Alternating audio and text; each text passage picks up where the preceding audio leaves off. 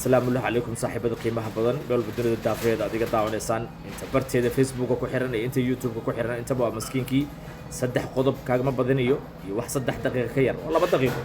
يو قضب هذا أقومهم سوى ركسوا مالي ده هنسا أقول له يعني وركسوا مالي ده وتربل لكن أنتوا أقومهم سنة كسوا قادنين لكن ورن عنكو صلى الرسول كنا عليه الصلاة والسلام صلى على سيدنا محمد إسكاشي الدفاع أو فربضان بعد دون دكليسة وران باكستان وحول لك شيء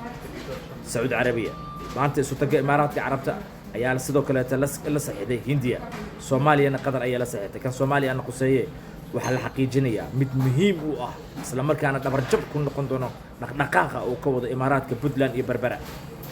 aan arki doonaa sida u hirgasho qodobka labaad ee u gudbiya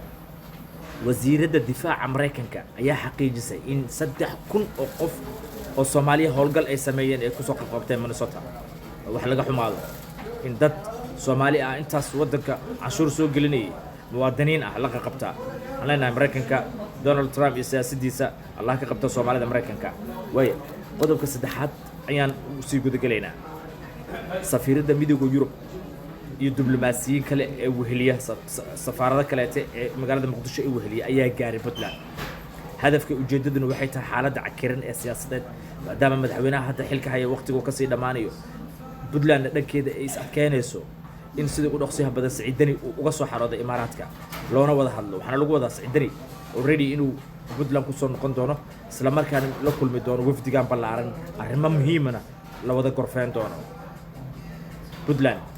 iyo Jubaland ayaa wali wada tag ka dhan ah dawladda federaalka Soomaaliya markaan leeyahay ka dhan ah yani siyaasadda maanta mucaaradka kali ah ee banaanka yaala oo la oran karo mucaaradnimadooda way xoogan tahay waa nimanka Muqdisho jooga